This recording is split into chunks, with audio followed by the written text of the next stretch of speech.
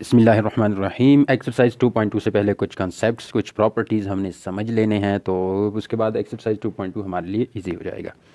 Properties of real number, ये properties जो हैं closure property, commutative property, associative property वगैरह, ये तीनों प्रॉपर्टीज़ पहले एडिशन के लिए और फिर मल्टीप्लिकेशन के लिए, अंडर एडिशन अंडर मल्टीप्लिकेशन।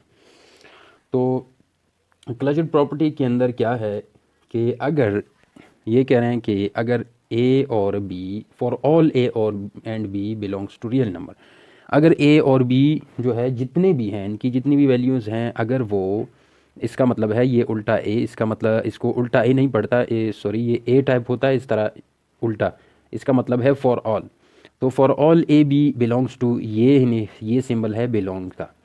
तो for all a b belongs to real number, इसका मतलब है अगर ये ए बी जितनी वैल्यूज़ हैं वो रियल नंबर हैं, अगर उनको हम जमा करेंगे तो भी वो रियल नंबर को बिलोंग करेंगे, यानी तो भी वो रियल नंबर होंगे।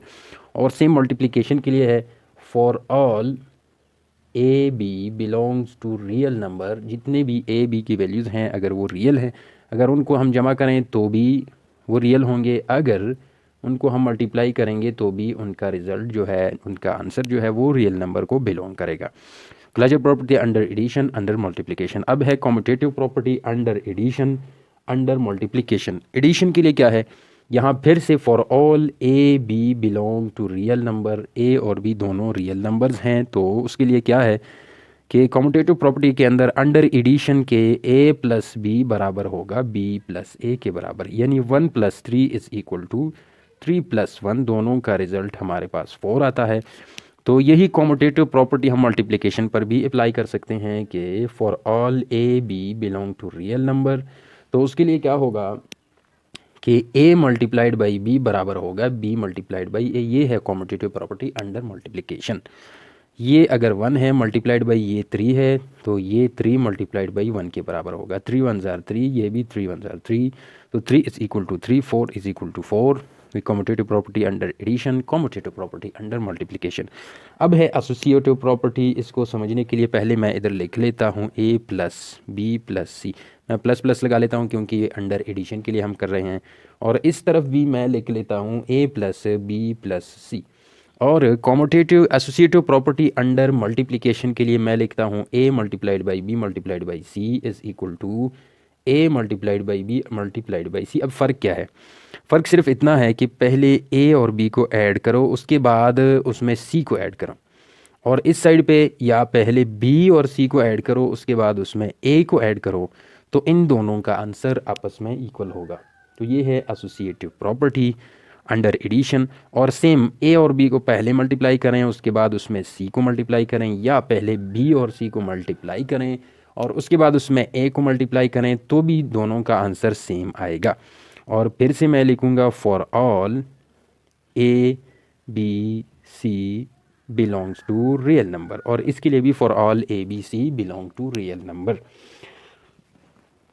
तो अब है हमारे पास एडिटिव इन्वर्स और मल्टीप्लिकेटिव इन्वर्स। एडिटिव इन्वर्स याद रखें ये हमारे पास 0 है, और मल्टीप्लिकेटिव इन्वर्स हम 1 को कहते हैं, 1 कहलाता है मल्टीप्लिकेटिव इन्वर्स। ये एडिटिव इन्वर्स है, सॉरी आइडेंटिटी है, और ये मल्टीप्लिकेटिव आइडेंटिटी है। आइडेंटिटी को हम किसी चीज़ के अंदर अगर जमा करेंगे तो उसके ऊपर फ़र्क नहीं पड़ेगा, तो एडिटिव आइडेंटिटी। अगर इसको हम किसी भी चीज़ के अंदर मल्टीप्लाई करेंगे उस पर कोई फ़र्क नहीं पड़ेगा, तो वो मल्टीप्लिकेटिव आइडेंटिटी है, और ये 0 और 1 के साथ पॉसिबल है। मैं अगर इधर लिखूं कि 0 एक एडिटिव आइडेंटिटी है, 0 प्लस ए प्लस 0 करता हूँ या 0 प्लस ए करता हूँ, तो दोनों का आंसर होगा ए, यानी ए के ऊपर कोई असर नहीं पड़ेगा। For example 1 plus 0 is equal to 0 plus 1 is equal to 1, तो 0 हमारे पास है एडिटिव आइडेंटिटी। एडिटिव आइडेंटिटी को किसी भी नंबर के साथ ऐड करेंगे तो उस पर कोई फ़र्क नहीं पड़ता। मल्टीप्लिकेटिव आइडेंटिटी, उसको हम मल्टीप्लाई करते हैं तो वो क्या होगा, a multiplied by 1 is equal to 1 multiplied by a is equal to a 1 जार a। तो मल्टीप्लिकेटिव आइडेंटिटी को जिस भी नंबर के साथ आप मल्टीप्लाई करेंगे उस पर कोई फ़र्क नहीं पड़ेगा। जैसे फॉर एग्जांपल a हमारे पास अगर 2 है, तो ये 2 मल्टीप्लाइड बाई 1 हो गया is equal to 1 multiplied by 2 हो गया, जवाब वापस हमारे पास 2 आ गया। तो मल्टीप्लाई करने से भी इसके ऊपर कोई फ़र्क नहीं पड़ा। तो ये है हमारे पास एडिटिव आइडेंटिटी और मल्टीप्लिकेटिव आइडेंटिटी फिर से मैं लिखता हूँ, for all values of a belongs to real number, अगर ए की वैल्यूज़ हमारे पास रियल हैं।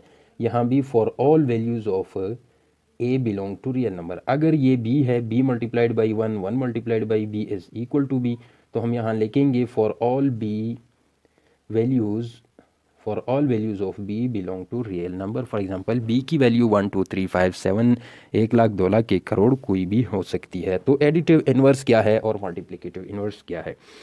एडिटिव इन्वर्स बन जाता है प्लस और माइनस से, और मल्टीप्लिकेटिव इन्वर्स बन जाता है मल्टीप्लाइड साइन को चेंज करने, मल्टीप्लिकेशन को डिवीजन में चेंज करने या डिवीजन को मल्टीप्लिकेशन में चेंज करने से, और इन दोनों को भी आपस में चेंज करना है।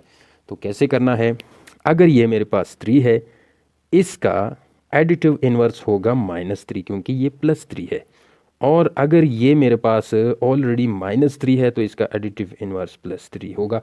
और एडिटिव इन्वर्सेस को अगर कोई भी दो नंबर्स को हम आपस में प्लस करें और उनका रिज़ल्ट 0 आ जाए तो समझ जाना कि वो दोनों एक दूसरे के एडिटिव इन्वर्स हैं। तो -4 के साथ मैं क्या जमा करूं कि इससे आंसर 0 आ जाए? ऑब्वियसली +4, तो ये +4 -4 का एडिटिव इन्वर्स है, और -4 जो है वो +4 का एडिटिव इन्वर्स है। और फॉर एग्जांपल मैं इधर लिख लेता हूँ, -a का एडिटिव इन्वर्स +a है, दोनों का रिजल्ट 0 आएगा, या +a का एडिटिव इन्वर्स -a है, इसमें भी दोनों का रिजल्ट यानी आंसर 0 ही आता है। कोई भी दो नंबर जिनको सेम हैं लेकिन साइंस उनके सिर्फ डिफरेंट हैं तो उनको हम एक दूसरे के एडिटिव इन्वर्स कहते हैं। मल्टीप्लिकेटिव इन्वर्सेस क्या है कि अगर ये मेरे पास नंबर है, for all a belongs to real number, for all a belongs to real number, for all a belongs to real number, तो मैं इधर लिख लेता हूँ कि ए मेरे पास एक रियल नंबर है, तो इसको मैं चेंज करता हूँ, जो है इसको a डिवाइडेड बाई 1 को मैं चेंज करता हूँ 1 डिवाइडेड बाई a, तो ये हो गया मेरे पास इसका मल्टीप्लिकेटिव इन्वर्स। सॉरी, ये चीज़ जो है, ये चीज़ हम बाद में डिस्कस करते हैं कि इसका असल में मकसद क्या था। a डिवाइडेड बाई 1 का multiplicative inverse 1 divided by a हो गया, और अगर 1 डिवाइडेड बाई a ऑलरेडी है तो उसका मल्टीप्लिकेटिव इन्वर्स जो है वो a होगा। और मल्टीप्लिकेटिव इन्वर्स को दूसरे तरीके से भी हम लिख सकते हैं कि a जो है, ये अगर एक नंबर है रियल, इसका मल्टीप्लिकेटिव इन्वर्स हमारे पास होगा a इन्वर्स यानी power -1, for all a belongs to real number. अगर 1 डिवाइडेड बाई a है उसका मल्टीप्लिकेटिव इन्वर्स होगा a, या हम अगर कहें कि a इन्वर्स का मल्टीप्लिकेटिव इन्वर्स क्या है तो इसका सिंपली a होगा। क्यों? इस तरह इसको हम कह सकते हैं कि a इन्वर्स का मल्टीप्लिकेटिव इन्वर्स लेने के लिए हम इसका होल इन्वर्स ले लेंगे, और माइनस माइनस प्लस हो जाएगा और ये 1 बन जाएगा, a पावर 1, और ये बन गया हमारे पास a। तो उसके बाद है multiplication is distributive over addition and subtraction. Multiplication subtraction और डिवीजन के लिए दोनों के लिए सेम है। अगर मैं फॉर एग्जांपल इधर लिख लेता हूँ b प्लस सी, और इसके बाहर लेफ़्ट साइड पे लिख लेता हूँ a multiplied by b plus c, तो इसको कैसे लिख सकता हूँ? a मल्टीप्लाइड बाई b, पहले a को b के साथ मल्टीप्लाई करेंगे तो ये a b हो गया, फिर में हमने प्लस लगाते हैं, फिर a को c के साथ मल्टीप्लाई करते हैं तो ये a c हो गया, a multiplied by b into a plus a multiplied by c। तो ये हो गई multiplication is distributive over addition. और अब हम देख लेते हैं multiplication is distributive over subtraction. तो क्या करेंगे कि सिंपल प्लस साइन को माइनस में चेंज करेंगे, a multiplied by b minus c, ये हमारे पास बराबर हो जाएगा a मल्टीप्लाइड बाई b, दरमियान में माइनस है, a मल्टीप्लाइड बाई c, ये हमारे पास हो गई multiplication is distributive over subtraction. क्योंकि हम देख सकते हैं कि a जो है इसको हम मल्टीप्लाई कर रहे हैं, जो हम मल्टीप्लाई करते हैं वो लेफ़्ट साइड पे हमारे पास मौजूद है, तो हम इसको कह सकते हैं कि ये हमारे पास है left distributive property, left distributive property, ये हमारे पास हो गई प्लस और माइनस दोनों की। अब अगर दूसरा केस हमारे पास आ जाए, फॉर एग्जांपल ये हमारे पास है a plus b whole multiplied by c is equal to, पहले c को a के साथ मल्टीप्लाई करेंगे इस तरह, तो ये हो गया a c, दरम्यान में प्लस है, फिर बी और सी को मल्टीप्लाई करेंगे तो ये हो गया बी सी, ए सी प्लस बी सी। और सिमिलरली हम ये हो गया, ये हमारे पास एडिशन के लिए, और उसके बाद multiplication is distributive over subtraction.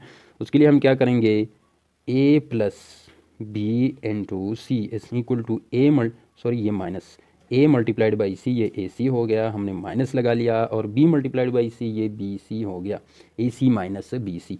ये हमारे पास है, ये सी जो है दोनों साइड पे, दोनों के साथ हम राइट साइड से मल्टीप्लाई कर रहे हैं, तो ये हमारे पास हो गई राइट डिस्ट्रीब्यूटिव प्रॉपर्टी। ये हमारे पास हो गई राइट डिस्ट्रीब्यूटिव प्रॉपर्टी। अब लेफ़्ट डिस्ट्रीब्यूटिव प्रॉपर्टी में पहला है left distributive property of multiplication over addition, left distributive property of multiplication और subtraction, right distributive property of multiplication और addition, right distributive property of multiplication और सब्ट्रैक्शन। अब इसके बाद हमारे पास है properties of equality and properties of inequality. तो पहले हम प्रॉपर्टीज़ ऑफ इक्वालिटी को स्टडी करते हैं। हमारे पास है property symmetric property. Symmetric property के अंदर कह रहे हैं कि अगर ए बी के बराबर है तो बी भी ए के बराबर होगा। तो हम कह सकते हैं कि अगर 1 के बराबर होगा, यानी दोनों का 1 है, तो 1 इज़ इक्वल टू 1 ये भी कह सकते हैं। ये x इज़ इक्वल टू 1 है तो 1 इज़ इक्वल टू x है। ये हमारे पास होगी सिमेट्रिक प्रॉपर्टी। लेकिन शर्त क्या है, शर्त ये है for all a b belongs to real number, ये दोनों रियल नंबर होंगे तो, यानी for all values of a b belong to real number. अगर ए बी की जितनी भी वैल्यूज़ हम ले लेते हैं और वो रियल नंबर्स में से हैं तो a is equal to b, b is equal to a। तो यहाँ है हमारे पास सिमेट्रिक प्रॉपर्टी। अब इसके बाद है ट्रांजिटिव प्रॉपर्टी। ट्रांजिटिव प्रॉपर्टी में हमारे पास तीन इन्वॉल्व हैं तो हम लिखते हैं, क्योंकि ये रियल नंबर्स के लिए हैं, रियल नंबर्स के लिए तो हम लिखेंगे for all values of a b c belong to real number. ये वाला साइन जहाँ भी आए उसका मतलब मैथमेटिक्स के अंदर होगा belongs to a b c belong to real number. तो उसमें क्या होगा, ट्रांजिटिव प्रॉपर्टी के अंदर अगर a बराबर है b के और b बराबर है c के तो a भी c के बराबर होगा, a जो है वो भी फिर c के बराबर होगा। तो ये हो गई हमारे पास ट्रांजिटिव प्रॉपर्टी। एग्जांपल लिख लेता हूँ, अगर x हमारे पास y के बराबर है और y हमारे पास 3 के बराबर है तो x भी 3 के बराबर है, x इज़ इक्वल टू 3। शर्त ये है for all values of x and y belongs to real number. इस तरह हम लिखेंगे।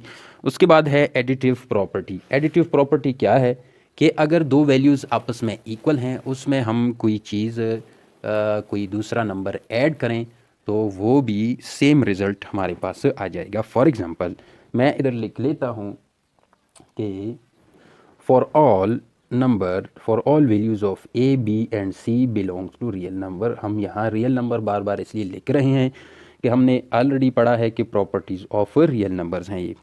तो अब क्या कर रहे हैं कि अगर a हमारे पास b के बराबर है, a is equal to b, a b के बराबर है, अगर मैं दोनों के अंदर एक new number for example c हमारे पास एक न्यू नंबर है, इसको ऐड करता हूँ तो ये हो जाएगा left side a plus c और ये साइड हो जाएगा b प्लस सी।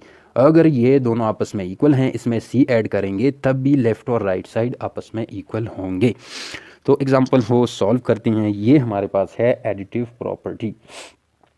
एग्जांपल कैसे करेंगे, a is equal to b. अगर मैं कहता हूँ a और b आपस में इक्वल हैं, for example 1 is equal to 1। अब इसके अंदर मैं एक नया नंबर ऐड करता हूँ, फॉर एग्जांपल c हमारे पास 2 हो गया, ये c की वैल्यू 2 हो गई। तो यहाँ भी मैं 2 को ऐड करता हूँ और यहाँ भी 2 को ऐड करता हूँ, तो उसके बाद इसका रिज़ल्ट 3 आता है, इसका भी 3 आता है। तो ऐड करने के बाद भी ये दोनों आपस में इक्वल आ गए, इसको कहते हैं एडिटिव प्रॉपर्टी। और सेम प्रोसेस है मल्टीप्लिकेटिव प्रॉपर्टी के लिए। मल्टीप्लिकेटिव प्रॉपर्टी के अंदर हम सिर्फ मल्टीप्लाई करते हैं। अगर a हमारे पास b के बराबर है, अगर एक और नंबर फॉर एग्जांपल सी, इसको मैं दोनों के साथ मल्टीप्लाई करता हूँ, ए को सी के साथ मल्टीप्लाई करता हूँ तो ए सी, और बी को सी के साथ मल्टीप्लाई करता हूँ तो बी मल्टीप्लाइड बाई सी। तो सी को मल्टीप्लाई करने के बाद भी लेफ़्ट और राइट साइड आपस में इक्वल होंगे। For all values of a b and c belong to real number. ये हमारे पास है मल्टीप्लिकेटिव प्रॉपर्टी। अब इसके बाद आती है कैंसलेशन प्रॉपर्टी। तो कैंसलेशन प्रॉपर्टी के अंदर क्या है, सिंपली हम लेफ़्ट और राइट साइड पे सेम वैल्यूज़ को कैंसिल करते हैं, प्लस एडिशन के अंदर भी और मल्टीप्लिकेशन के अंदर भी। तो पहले नंबर पे है कैंसलेशन प्रॉपर्टी फॉर, मैं इधर लिख लेता हूँ कैंसलेशन प्रॉपर्टी फॉर एडिशन। तो एडिशन के लिए क्या होगी, अगर a प्लस सी बराबर है b प्लस सी के for all values of a b c belong to real numbers.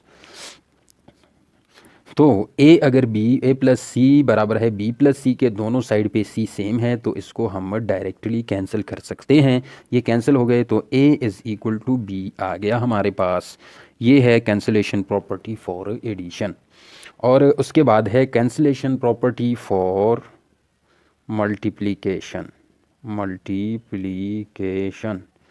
तो उसके लिए क्या है, अगर a मल्टीप्लाइड बाई सी बराबर है b मल्टीप्लाइड बाई सी के, अब दोनों साइड पे फिर से c कॉमन है तो दोनों साइड से हम c को कैंसिल कर सकते हैं, तो भी हमारे पास a is equal to b आ जाएगा। ये है फॉर एग्ज़ाम्पल, इसकी एक और एग्ज़ाम्पल हम लिख सकते हैं कि 3x is equal to for example yx, मैं इस तरह लिख लेता हूँ। अब दोनों साइड्स पे x कॉमन है, इसको हम x सेम है, दोनों को हम कैंसिल कर सकते हैं, तो हमारे पास आ गया 3 इज़ इक्वल टू y, या 3 plus x is equal to y plus x. अगर हम कैंसिलेशन प्रॉपर्टी फॉर एडिशन करें तो दोनों साइड पे x सेम है, फिर से हम कैंसिल कर सकते हैं, तो फिर से हमारे पास 3 इज़ इक्वल टू वाई, या फिर सिमेट्रिक प्रॉपर्टी के मुताबिक 3 इज़ इक्वल टू वाई या y इज़ इक्वल टू 3 हमारे पास आ गया। अब इसके बाद हम पढ़ते हैं properties of inequalities of real numbers, कि अगर इक्वलिटी हर जगह इज़ इक्वल टू आ जाए, ये सारी प्रॉपर्टीज़ हैं इक्वलिटीज़ की। और अगर इनइक्वलिटी की बात करें तो इनइक्वलिटी क्या है, इनइक्वलिटी में हमारे पास से इक्वल नहीं होगा बल्कि लेस देन या ग्रेटर देन होगा। इस तरह के साइंस आ जाएंगे, इस तरह के लेस देन या ग्रेटर देन। तो इस साइन का क्या मतलब है, इस साइन का ये वाले साइड जो है ये उस वैल्यू की तरफ होगी जो बड़ी होगी, या ये साइड जिस वैल्यू की तरफ होगी वो बड़ी होगी, और ये वाली साइड जो है छोटी वैल्यू की तरफ होगी। फॉर एग्ज़ाम्पल मैं लिख लेता हूँ 3 और 5 बड़ा है 3 छोटा है, तो ये वाली साइड मैं 5 की तरफ करूँगा, यानी 3 एज लेस देन 5, जो कि ट्रू है। और अगर मैं लिखता हूँ 3 और इस साइड पे 1 लिख लेता हूँ, तो 3 और 1 में से 3 बड़ा है, तो मैं इसका 3 की तरफ मूव करता हूँ, तो ये हो गया 3 एज ग्रेटर देन 1 या 1 एज लेस देन 3। तो इस तरह ये ग्रेटर देन के लिए अगर लेफ़्ट साइड से हम पढ़ना कंसीडर करेंगे सब वैल्यूज़ को, तो ये हो गया लेस देन के लिए और ये हो गया ग्रेटर देन के लिए। इनइक्वलिटी प्रॉपर्टीज़ के अंदर हमारे पास पहले है ट्राइकॉटमी प्रॉपर्टी, ट्रांजिटिव प्रॉपर्टी वगैरह वगैरह। ट्राइकॉटमी प्रॉपर्टी क्या है, अगर ए और b for all values of a b for all a b belongs to real number, अगर ए और बी हमारे पास रियल नंबर्स में से हैं, इनकी जितनी भी वैल्यूज़ हैं वो रियल नंबर्स में से हैं, तो उनमें 3 चांसेस हैं कि या तो ए और बी आपस में इक्वल होंगे, या a is greater than b यानी ए बी से बड़ा होगा, या ए बी से छोटा होगा। सब चीज़ें इसके अंदर हैं, इससे बाहर कोई भी पॉसिबिलिटी नहीं है। तो कैसी पॉसिबिलिटी, या बराबर होगा या बड़ा होगा या छोटा होगा, इसका मतलब ये है कि एक टाइम पे बड़ा भी है और इक्वल भी है, ये नहीं हो सकता। हम कहते हैं या तो बराबर है या बड़ा है, या एक टाइम पे छोटा और एक साथ साथ बड़ा, ये नहीं हो सकता। ये हम नहीं कह सकते कि ए बी से बड़ा भी है और छोटा भी है। हम ये कह सकते हैं कि ए या तो बी से बड़ा है या तो बी से छोटा है। तो इसका मतलब है कि इन तीनों में से कोई एक पॉसिबल है अगर ए और बी रियल नंबर्स में से हैं। उसके बाद है हमारे पास ट्रांजिटिव प्रॉपर्टी। तो ट्रांजिटिव प्रॉपर्टी के अंदर क्या है, ग्रेटर देन लेस देन दोनों के लिए सेम प्रॉपर्टी है, कि हम कहते हैं कि अगर ए जो है बी से बड़ा है और ये बी जो है सी से बड़ा है, जिस तरह हमने इक्वलिटी के लिए लिया था, तो ए जो है वो सी से भी बड़ा होगा, ए इज़ ग्रेटर देन सी, ये हो गया। और अगर इसके उल्टा हम ले लें ए एज लेस देन बी और बी जो है वो छोटा है सी से, बी एज लेस देन सी, तो ए जो है वो भी फिर सी से छोटा होगा, ए as also less than C.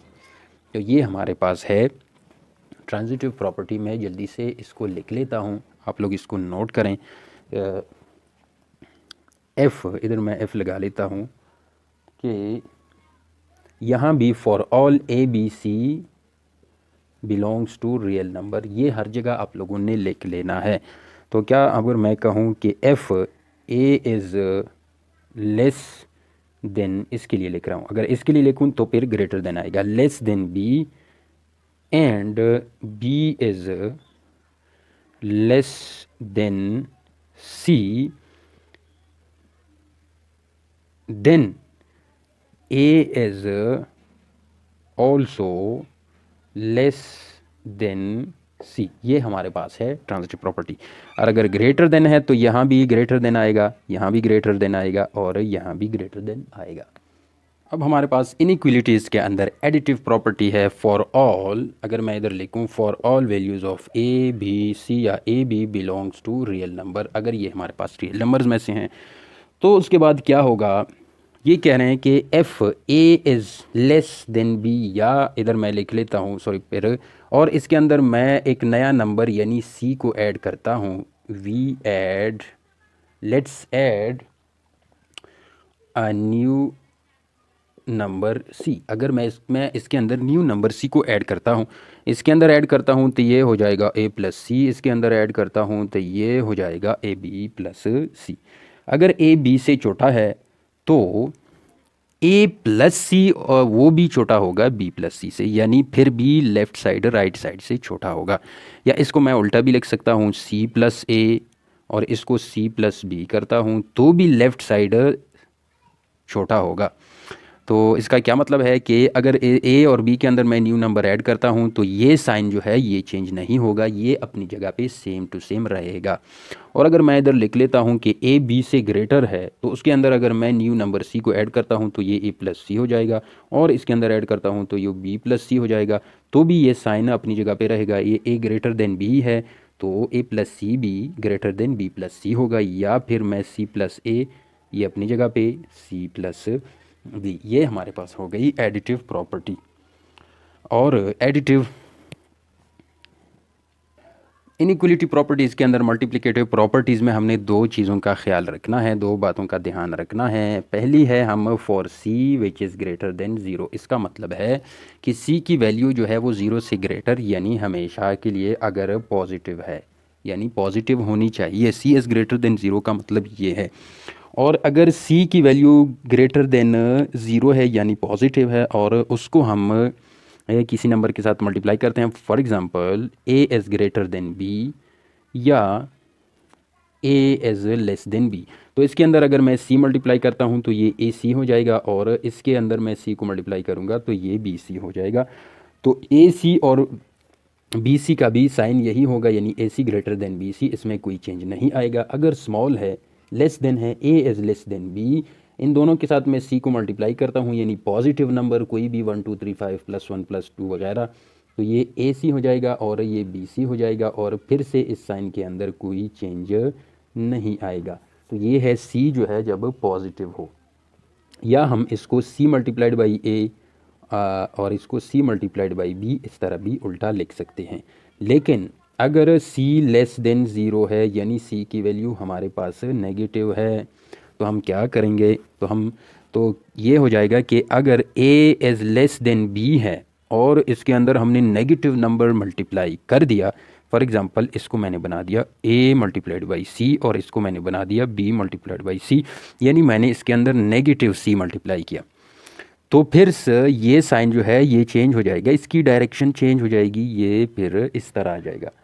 A is less than b था तो a c is greater than b c हो जाएगा, या अगर a is greater than b है लेकिन उसके अंदर मैंने एक नंबर सी मल्टीप्लाई किया जो कि नेगेटिव है, तो ये हो जाएगा ए सी, ये हो जाएगा बी सी, तो ये हमारे पास फिर ये चेंज हो जाएगी, ये इस तरफ है, ये इस तरफ हो जाएगा।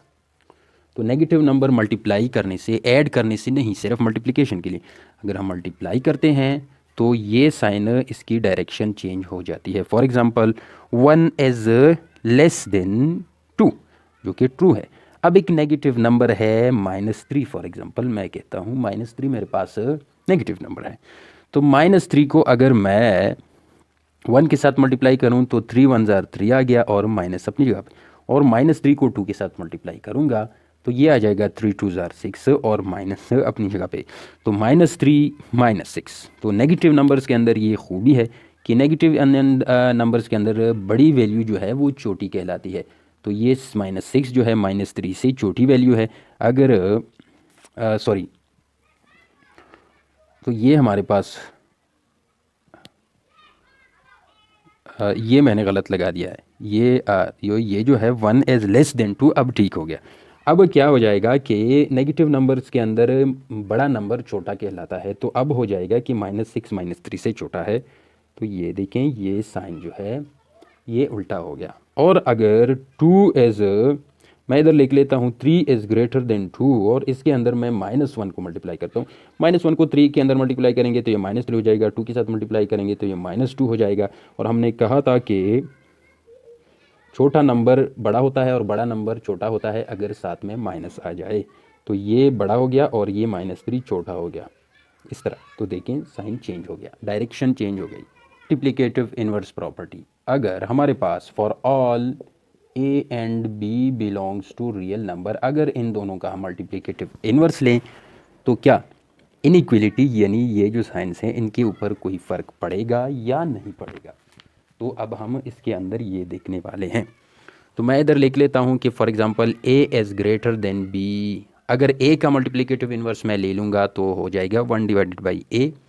अगर बी का मल्टीप्लिकेटिव इन्वर्स ले लूँगा तो हो जाएगा 1 डिवाइडेड बाई बी।